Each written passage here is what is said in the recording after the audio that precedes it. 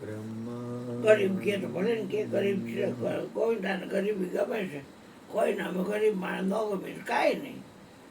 ગોવિંદાને તો ગરીબી ગમે છે, ગોળ ખાય ચોકડા ખપે. હા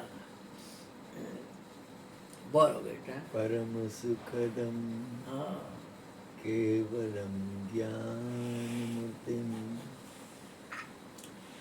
દ્વંદ્વાતીતમ ગગન સદૃશમ તત્વમસ્યાદક્ષમ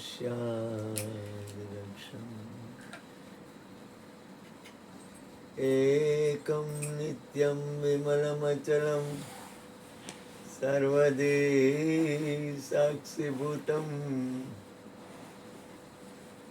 ભાવાતીતમ ત્રિગુણરહિતમ સદગુરુતમ નમામિ. પ્રગટ ગુરુ હરિહર જીવન ઘટો ઘટ બોલનહાર લાડલી લાલ કહે હું અને મારું તજે તો મળે નહીં તારા. મેરા મુझ में कुछ नहीं जो कुछ है सो तेरा तेरा तुझको सौंप दिया अब क्या लगे. बोली सदगुरु महाराज.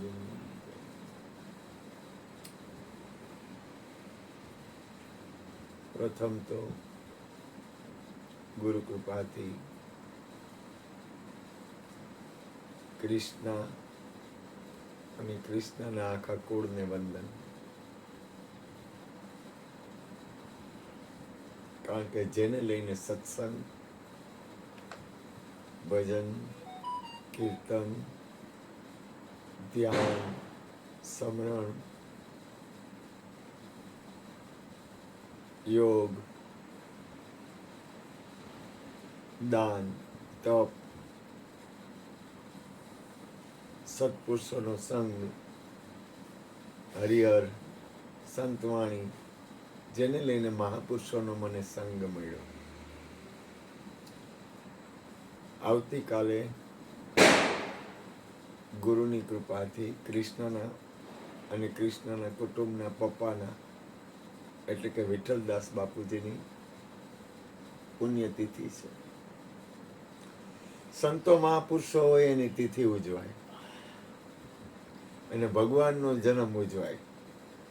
કૃષ્ણની તિથિ નો ઉજવાય, કૃષ્ણનો જન્મ ક્યારે ગયા? 98 ગયા? ક્યારે ગયા બાપુજી? ખબર છે કાંઈ? હે ભૂપેન્દ્રભાઈ?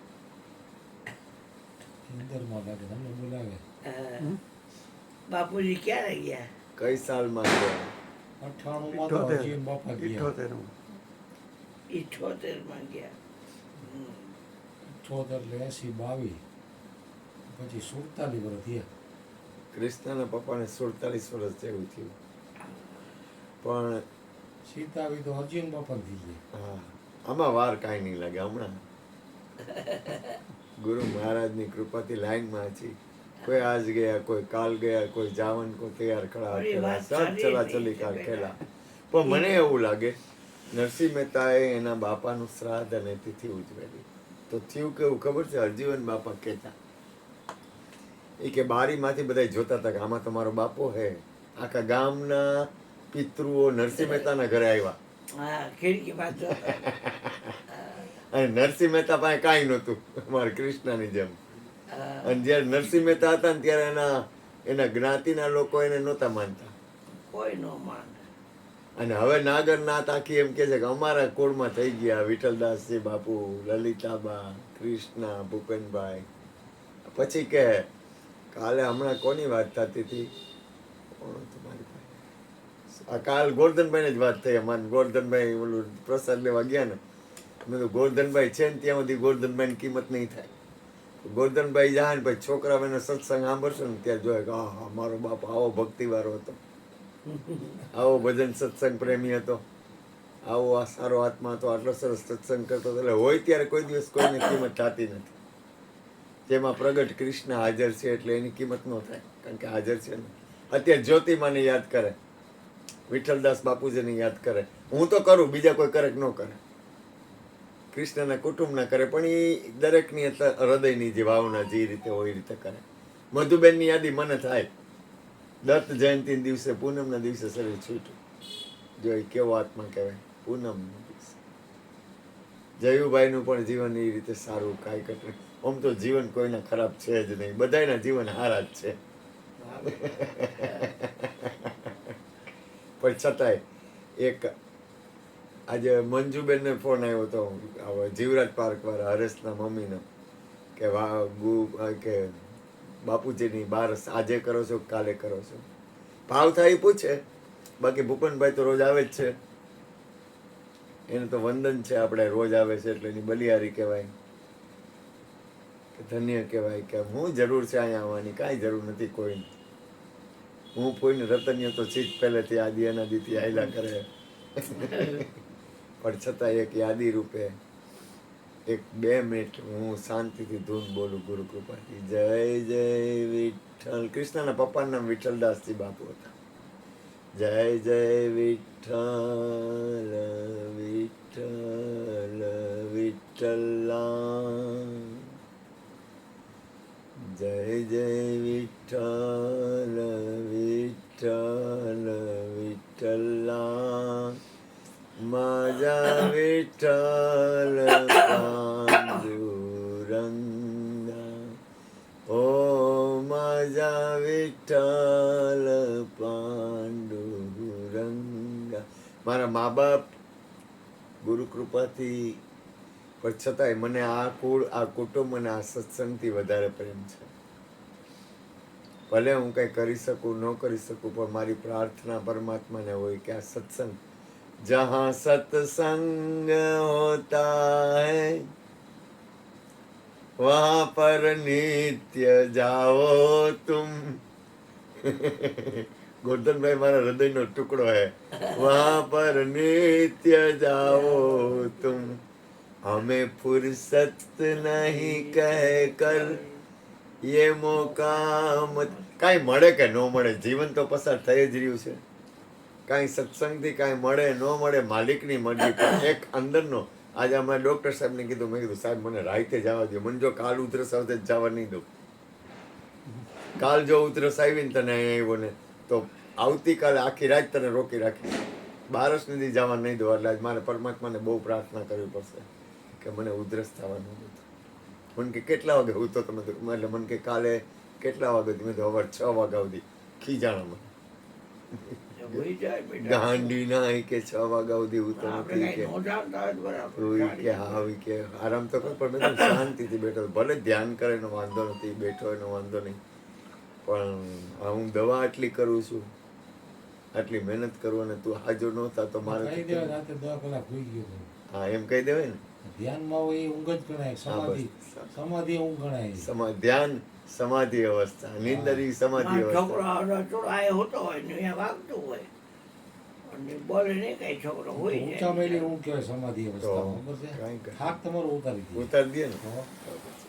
સત્સંગ જો થાક ઉતારતો હોય તો સમાધિ અવસ્થા થાક ન ઉતારે. વાહ મારા બાપ. પછી એમાં પછી કુદરતને કરવું. મને સાંજે છે ને જરાક પેટ સાફ થઈ ગયું તો અંદરનો કફ ઘણો બધો નીકળી ગયો. મને ખ્યાલ આવ્યો, માંડ પહોંચ્યું બહાર લેટ્રિન, લાજ રહી ગઈ ગુરુ કૃપા. પણ છતાંય કહેવાનો મતલબ હું છે, ગુરુ મહારાજની પ્રાર્થના કે ડૉક્ટર પાસે જાઉં સવારે તો હું ડૉક્ટરને કહી શકું કે મને સારું છે. અને મારા લોહી ન પીવે. કાલે બાપુજીની તિથિ છે અને બાપુજીની તિથિમાં દરેક લોકોના પિતૃઓ અહીંયા પધારશે સત્સંગમાં.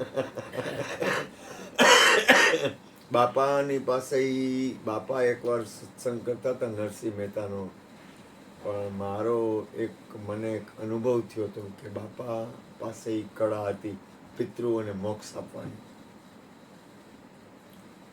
જ્યોતિમાં કહેતા કે બારીમાંથી બધા જોતા, એટલે જ્યોતિમાં આમ કરતા ક્યાં બારી ક્યાંમાંથી જોતા બધાના પિતૃઓ. બાપા પાસે અમુક ગુપ્ત જ્ઞાન હતું, પણ એની રીતે ઈ બરોબર છે, પણ ઈ એની રીતે બરોબર છે.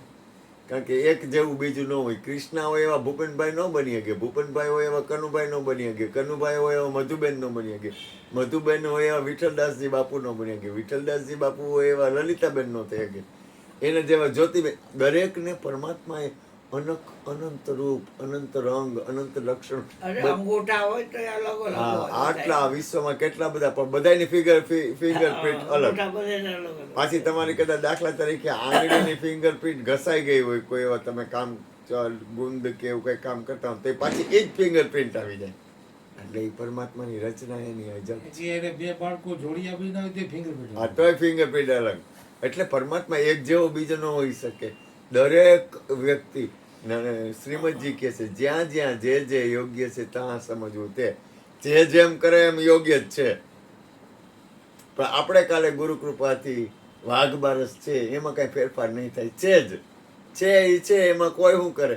અને આપણે તો જય જય વિઠ્ઠલ, મને આનંદ થાય છે. અને હું તો બાના જ ગોતતો હોઉં. કોઈ પણ માણસનો પુણ્ય તિથિ આવે એટલે મને એમ થાય કે આહા મારે દિવાળી. કોઈ પણ માણસનો જન્મદિવસ થયો એટલે હું કહું કે આહા મારે દિવાળી. કોઈ પણ એવું સારું વાતાવરણ આવે એટલે મારે તો સતગુરુના ચરણમાં મારે. અને હું આખા વિશ્વને પ્રાર્થના કરતો હોઉં. દરેક સત્પુરુષોને પ્રાર્થના કરું, હૃદયથી પ્રાર્થના કરીને કહું છું કે આ ગુરુના દ્વારમાં સત્સંગ કોઈ દી બંધ ન થાય. ચંદ્ર સૂરજના તેજ રહીએ ને તો એ સત્સંગ ભજન ને હરિહર ચાલુ રહે. આ મારો અંતરનો ભાવ છે. હું ભીખ માગું છું, હું ભિખારી છું. હું એક મારા જેવો ભિખારી, બધા ઓળખે જ છે મને, બધા એમાં સત્સંગી, સુરત વાળા, મહેસાણા વાળા.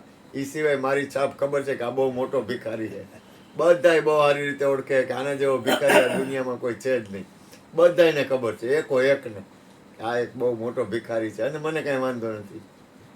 દાતા એક રામ, ભિખારી સારી દુનિયા, રામ એક દેવતા, પૂજારી સારી. કૃષ્ણના પપ્પાને રામ એટલા વાલા હતા કે જેની સીમા નહીં.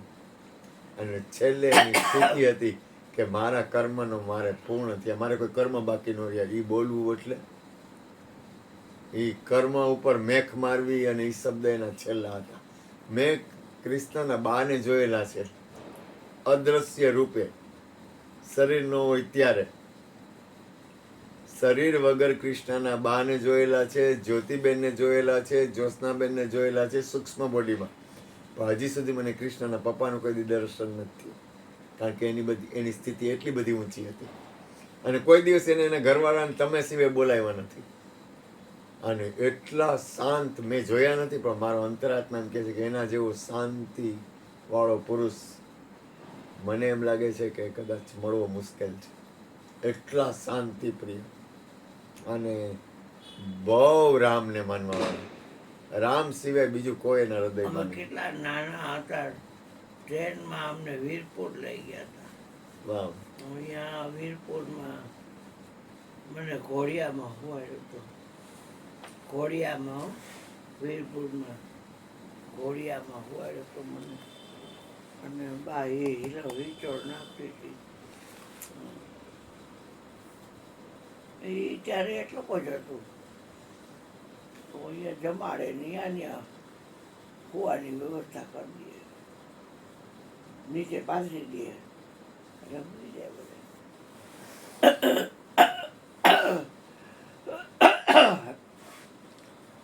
લઈ ગયા હતા.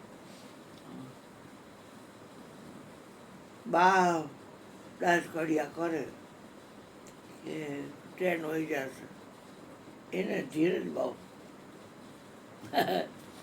મારા બાપુજીને ધીરજ બહુ. તો જાય તે પછી ટિકિટ લે, અંદર જાય તો જો કે ટ્રેન વહી ગઈ. તો કે અમને તો એમ થાય ને પછી વહી જાય તો કેમ કરવું, પણ વહી ગઈ. પછી એક વાક્ય છે, ધીરજ ધર્મ મિત્ર અરુ નારી. આ ધીરજ એ જ્યારે સમય આવે ને ત્યારે ખબર પડે કેટલી છે. ધર્મ પણ એવો છે કે જ્યારે સંકટ સમય હોય ને ત્યારે ખબર પડે કે ધર્મ એ ઉપર સંગ કેટલા ચાલે છે. ધર્મ મળી સંગ ધીરજ, ચાલે હા, ધર્મ તારી સંગ ચાલે. ધીરજ, ધર્મ, મિત્ર. કોઈ પણ મિત્ર હોય ને સમય આવે ને ત્યારે બાજુમાં ઉભો રહેશે કે નહીં ખબર પડી જાય. મિત્ર અરુ નારી, ઘરવાળી, સ્ત્રી, એ દુઃખના સમય હોય ને ત્યારે એ બાજુમાં કેવી ઊભી રહે છે ને એના ઉપર ખબર પડી જાય. ધીરજ, ધર્મ, મિત્ર અરુ નારી, આપતકાલ, તકલીફના સમયમાં આપતકાલ પરખીએ ચારી. એટલે કૃષ્ણના પપ્પાના અંદર એ ધીરજનો ગુણ હતો, ધીરજ હતી. અમે કે ધીરજ ધરને અરે અધીરા ઈશ્વર દેશે અંજો વાહ આ ખલક તણો છે એને ખટકો માને તારું મન છે વાહ આ ધીરજ ધરને અરે અધીરા ઈશ્વર દેશે અંજો વાહ. આખા ખલકનો એને ખટકો છે માને તારું મન છે. હા બોલો બોલો બોલો. એટલે ગુરુ કૃપાથી, આમ રાખો મયુરકોટ રાખો. ગુરુ કૃપાથી કારે આપણે સત્સંગ નિત્ય છે. અને મારી તો અંતરની પ્રાર્થના છે આપણે બધા સત્સંગી સંતો જે કાંઈ આપણા ઘરના હોય, બીજા તો કોણ હોય, એ તો વળી એમ કંઈક એવી કૃપા થાય તો મારા જેવો તો, પણ છતાંય ગુરુ મહારાજ રાજી રહે એમ આપણે રાજી. જેમ મારો કૃષ્ણ રાજી રહે ને એમાં આપણે રાજી. બાપુજીને ગમતું નહીં દેખાય ને માટે શાંતિથી. હા, એટલે કાલે આપણે બધા એનો કોડ આવશે તો ભૂપેનભાઈ એની રીતે યાદી આવે એવું ભજન લઈ આવશે. પછી બાકી જેને ઓલે ગીતિકાને કહેવું, કાલ શનિવાર છે, આમ તો શનિવાર છે ને કાલ, આ કાલ શનિવાર એટલે શનિવાર છે એટલે બધાને રજા હોય, એટલે આપણે યાદી આવશે જેને ભાવ થાય એ બધા સત્સંગ ભજન કરશું. અને પછી કંઈક વળી ગુરુ મહારાજ દયા કરશે તો કંઈક થઈ જાય. એ આપણે ક્યાં ચિંતા, આપણે ક્યાં કરવું છે, એ ગુરુ મહારાજ કરશે, એ કંઈ ચિંતા નથી. એટલે હવે આપણે ગુરુ મહારાજની કૃપાથી ગોરધનભાઈને કહી થોડુંક તમે તમારી અમૃત ભરેલી વાણીનો આસ્વાદ ચખાડો. પછી આપણે કંઈક ચા પાણી કરીને પછી કંઈક